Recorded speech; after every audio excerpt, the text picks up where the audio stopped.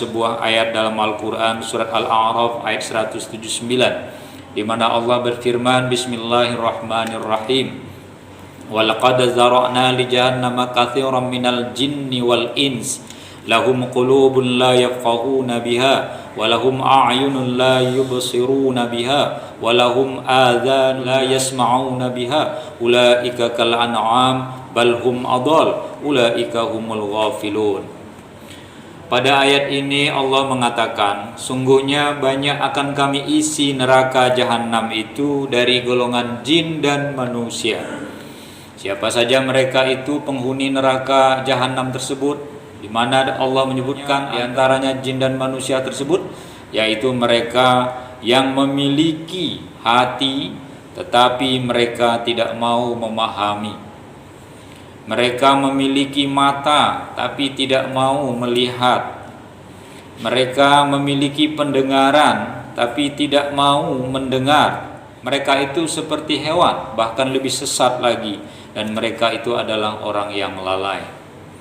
Hadirin jemaah Jumat yang dirahmati Allah, neraka adalah balasan dan ganjaran yang diberikan Allah kepada orang yang tidak melaksanakan perintah Allah, orang yang ingkar dengan agama, orang yang mendapatkan balasan atas perbuatan buruk yang dia lakukan di dunia. Sementara surga adalah kebalikannya, ganjaran bagi orang yang beramal soleh, orang yang bertakwa, orang yang beriman, yang hidupnya banyak diisi dengan beribadah pada Allah Subhanahu wa ta'ala.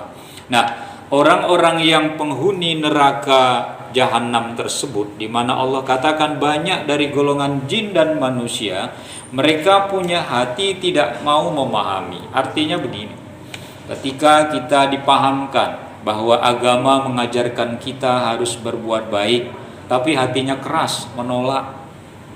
Ketika dinasehati, dia menolak. Ketika ditunjukkan jalan yang benar, dia juga menolak. Bahkan ada sebagian orang, ketika dia seorang muslim lalu murtad, dia malah menjelek-jelekkan Islam dan membuat fitnah yang besar terhadap Islam. Kalau mereka memang awalnya tidak muslim, kita mungkin bisa memahami, walaupun itu juga bukan perbuatan baik, bahwa mencela, menghina agama atau keyakinan agama lain, itu bukanlah perbuatan yang baik. Karena dalam Al-Quran disebut lakum dinukum waliyadin, bagimu agamamu, bagiku agamaku. Sehingga jalankan saja agama masing-masing tanpa harus mencela agama lain.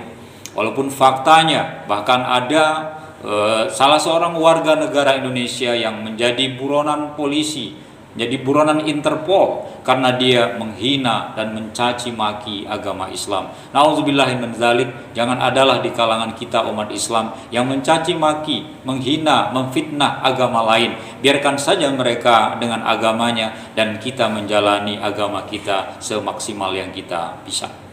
Memahami agama itu tentu dari hati kita, tentu dari keinginan yang kuat. Ketika Ramadan kemarin kita beribadah dengan baik, kita mendengarkan tausiah, kita mendengarkan kajian-kajian, kita mengikuti majelis ta'lim, hati kita tersentuh, hati kita terpengaruh. Yang tadinya kita tidak kuat dalam beragama, yang tadinya kita tidak bersemangat dalam beragama, lalu bersemangat. Itu artinya hati kita terbuka untuk melakukan kebaikan dalam sikap kita. Tapi sebaliknya ada orang yang hatinya keras bagaikan batu, orang yang hatinya tidak menerima nasihat, padahal dia seorang muslim, diajak untuk melakukan sholat, diajak untuk melakukan kebaikan, dia menolak. Nauzubillahi min dzalik. Inilah salah satu ciri orang yang nanti akan menghuni neraka jahanam.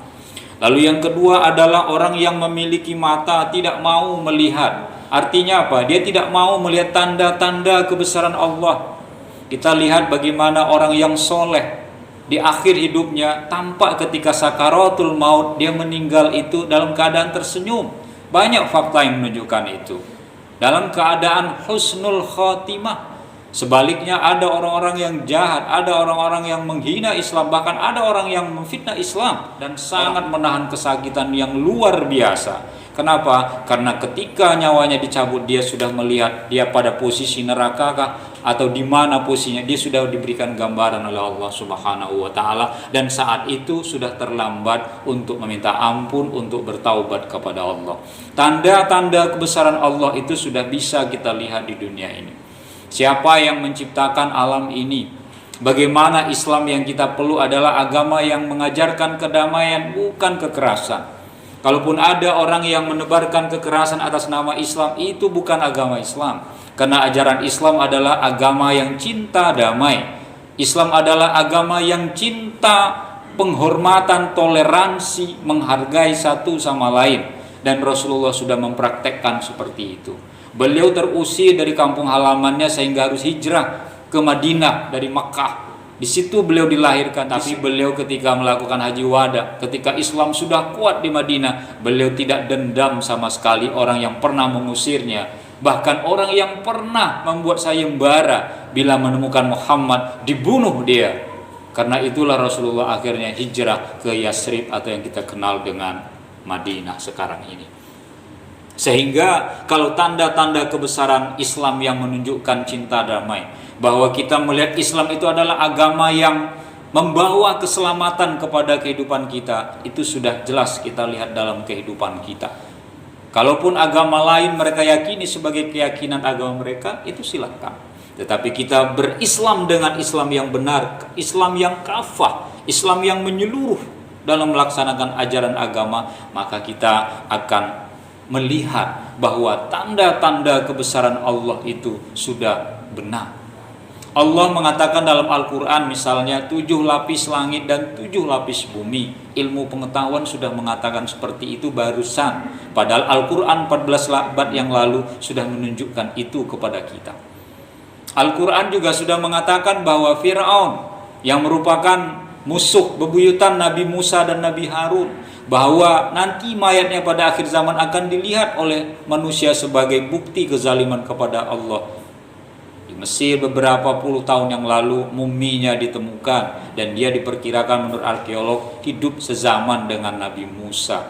Kalau di dalam barat mereka menyebut istilah dengan Ramses atau Faroh, kalau dalam Al-Quran dia disebut dengan Fir'aun. Dan belakangan ini roda kereta yang dia gunakan untuk mengejar Nabi Musa saat menyeberangi Laut Merah itu ditemukan di dasar Laut Merah. Subhanallah, inilah tanda-tanda kebesaran Islam. Ini adalah tanda-tanda kebenaran Islam, di mana Allah sendiri mengatakan dalam Al-Quran. Bahkan juga disebutkan dalam Al-Quran, bisa dilihat dalam surah Ar-Rahman, Marajal bahraini yaltaqiyan.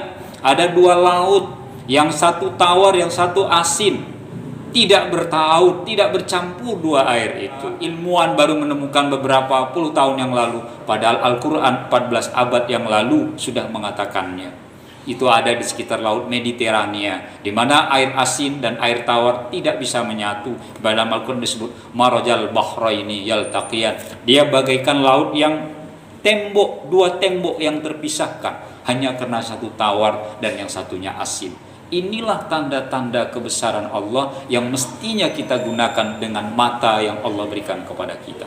Lalu yang terakhir adalah mereka memiliki telinga, tapi mereka tidak mau mendengar. Diberi masukan, diberi nasihat, diberi gambaran, diberi peringatan, tapi dia menolak. Apa yang dikatakan orang itu baginya tidak penting. Bahkan ketika dia mengatakan ini salah, jangan dilakukan, dia nggak peduli. Urus saja urusanmu, ini urusan saya. Kamu pergi saja ke ibadah, jangan mengurus saya. Padahal kita dalam berislam itu adalah saling menasihati. Ad-din nasihat. Ketika kita beragama dengan Islam itu, maka kita saling menasihati sesama kita. Untuk apa? Untuk kebaikan. Nah, orang yang punya hati tidak menggunakan, orang yang punya telinga tidak menggunakan, orang yang punya mata tidak menggunakan itu, disebut dalam ayat ini mereka itu bagaikan hewan. Karena hewanlah yang hanya seperti itu, bahkan lebih sesat lagi. Hewan begitu karena dia tidak punya akal, sementara manusia memiliki akal. Karena itulah mereka orang yang lalai. Nauzubillahi min zalik. Pada ayat yang sudah khatib bacakan tadi, ya ayyuhallazina amanu qu anfusakum wa ahlikum nara wa quduhan nas wal hijarah. Hai orang-orang yang beriman, peliharalah, jagalah dirimu dan keluargamu dari bahaya api neraka di mana api neraka itu bahan bakarnya adalah manusia dan batu. Semoga kita terhindar dari itu semua. Semoga kita tidak masuk dalam orang-orang yang tergolong memasuki neraka. Kelompok kita adalah orang yang nanti masuk ke surganya Allah Subhanahu wa ta'ala.